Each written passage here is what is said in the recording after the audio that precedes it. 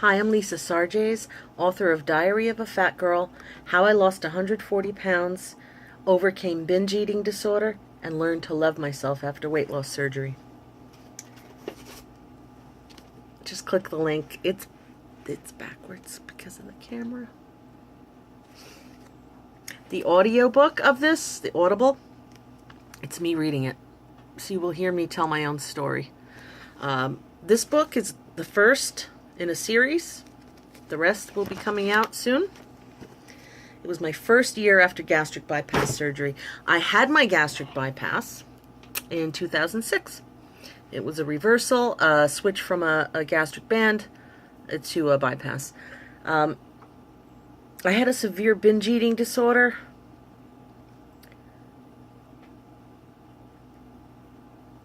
It's not ideal. Weight loss surgeries are not ideal for people with severe binge eating disorders. You will most likely defeat the surgery somehow. But addicts are very clever. We know how to lie to get our way. And I was desperate, and I thought by shrinking the size of my stomach, I would prevent myself from constantly overeating to the point of pain or sickness. When people think of eating disorders, sometimes they think of anorexia or other restrictive disorders, orthorexia, bulimia, where the sufferer will not be obese. When someone's fat and they say they have an eating disorder, there's not a lot of sympathy or support because we're seen as gluttons and lazy, and people think we're stealing their food and their space, and it's a very unkind world for fat people, regardless of why they're fat. So what have I learned in my 11 years since 2006 when I had my surgery? Well, I started, the day of the surgery, I weighed 377 pounds. I had reached my highest, which was over 400, but scales don't go that high, or they didn't back then. So I don't know what I was at my heaviest. I lost 120 pounds the first year. I did a lot of exercising and, of course, very restrictive dieting. It helps that you cannot overeat in the beginning when you have a weight loss surgery. The following year, I lost 20 pounds. And then after that, I slowly started to gain. I regained about 80 pounds, then re-lost about 70 pounds. Kind of stayed at a plateau for many years. But recently, the scale started to climb again. Not everyone has complications from weight loss surgery, but those of us who do have a number of different problems. Mine was anemia, severe anemia. The doctors were convinced that I had an internal bleed, which they looked for very diligently. Heart tests to see about leaky heart valves, carotid artery tests, endoscopies, colonoscopy. I even swallowed the little yellow submarine. A little pill camera went zooming through my system, looking for the source of the bleed. There was no bleed. I wasn't bleeding internally. It was exactly as I said. I had very heavy periods for about 3 years. And because I am malabsorbing nutrients, you know, the calories are, they get absorbed very easily. The nutrients, not so much.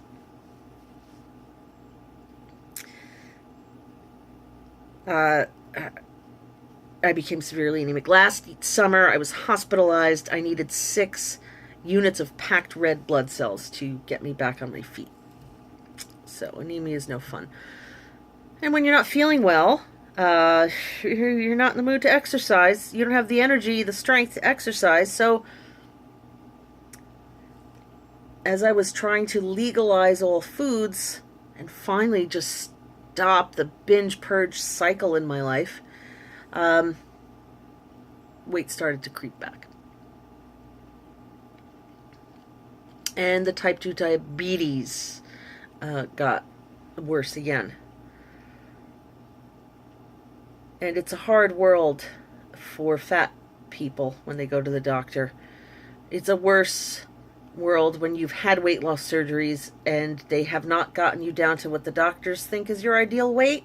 You will be seen as a glutton, a failure, an addict, lazy, every terrible thing. Not all doctors have been horrible to me. Many have.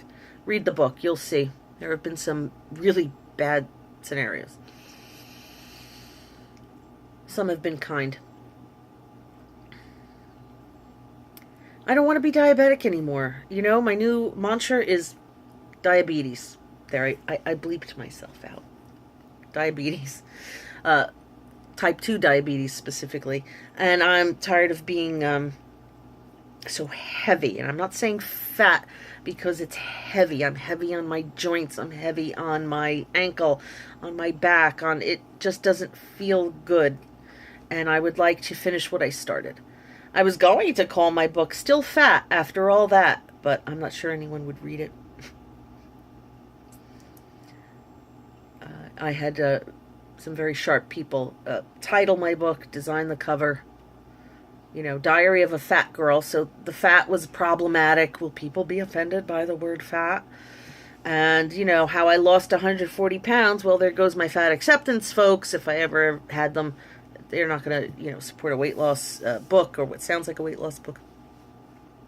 But it's my story and it's very authentic. The next book will be called From Wheelchair to Warrior because I spent 2 years in a wheelchair during this time. But something happened recently. Something happened. Something snapped. Something just snapped.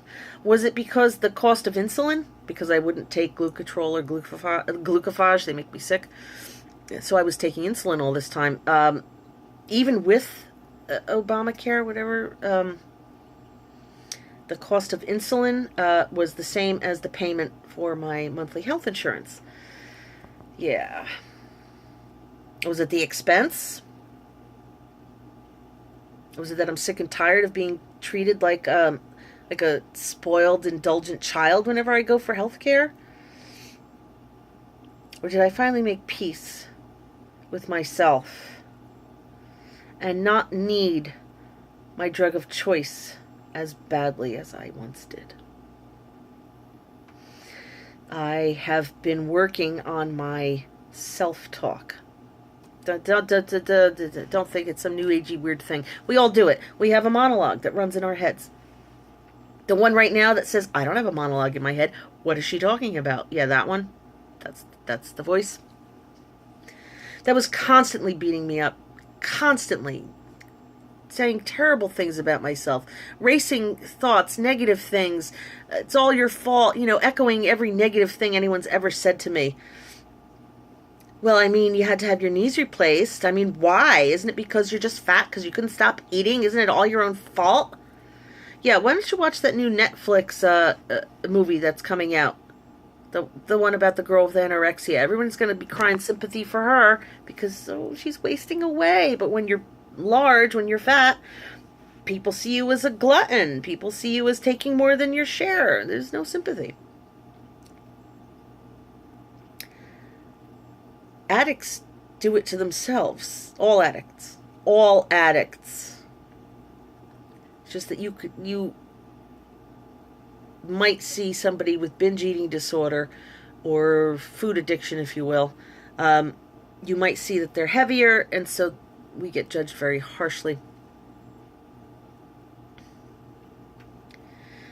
The key to all of this, and I learned this from Shari Schreiber, who's a genius, read her stuff, Janine Roth, all the people, Overcoming Overeating, Hirschman and Munter, the people who have written about this in a very psychological way.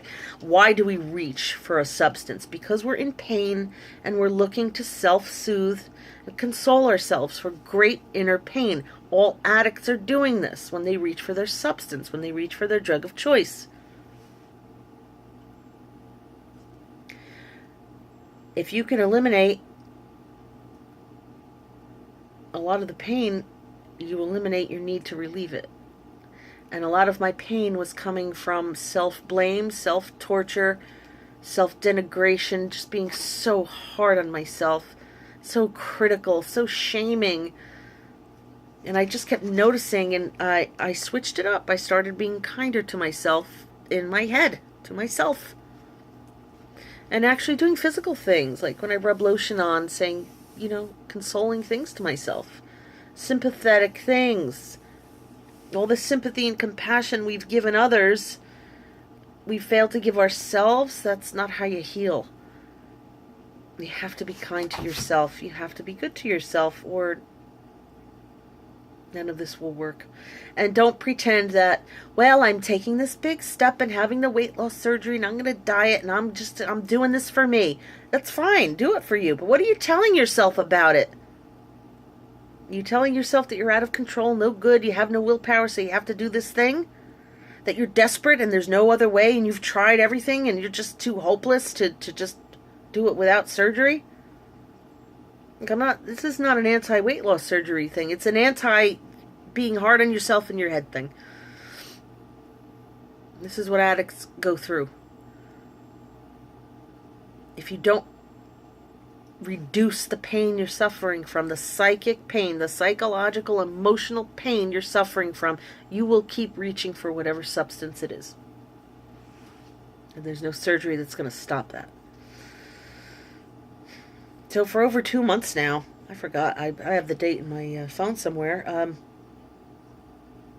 I've been eating in a way that is keeping my blood sugar nice and low and even. Dare I say normal. I can't wait for the next A1C.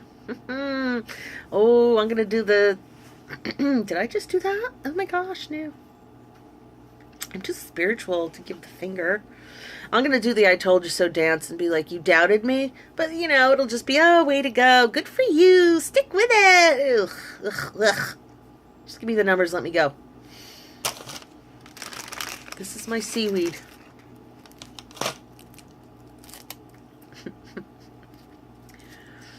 This is what I eat in the movie theater now. My favorite food in the world is movie theater popcorn with lots of fake butter on it. It's my favorite food. I will not eat it until Christmas of this year, to prove to myself that I don't have to. I know what cake tastes like. I know what popcorn tastes like. I know what chips taste like. I know what potatoes... I have eaten all these things. I don't need the new information of having these foods that make my blood sugar spike, make me sluggish, tired, and keep the weight packing. I just don't need to put more weight on my body right now. So I've lost 20 or so pounds. Nobody notices yet. When you're as fat as I am, nobody notices. Nobody's going to say, oh, you lost weight. Not until you lose like 50. Then they're like, oh, what are you doing? Taking care of myself is what I'm doing. And no, that does not mean restrictive dieting is taking care of myself. It means I'm being kind to myself in my head, so I don't have to self-soothe so hard. So I eat my seaweed. And my salads. Just lettuce with a little oil, olive oil, a little salt and pepper. If I'm watching something late at night, I want to put food in my face. I get my lettuce, I get my cucumbers, I get my seaweed. I get my sugar-free Jell-O, I get my sugar-free ice pops. I'll put food in my mouth, it's soothing. But I'm going to do it in a way that won't keep me a type 2 diabetic. And won't keep me so unhappily, heavy on my joints. So that's where I'm at, 11 years after the surgery. Doing it on my own anyway, because the tool is over. There's no restriction anymore. The calories are being absorbed from the lower part of the bypass. That part's over. It's all me now. And it was up to me to figure out and get the help I needed to, figure out why I was using food to self-soothe in the first place. I've seen many counselors and psychologists and practitioners, and nobody put it quite the way certain people. So Shari Schreiber, look her up. She has an article on addiction. Lisa Romano, who talked about codependency. You could say, how is that related? It is.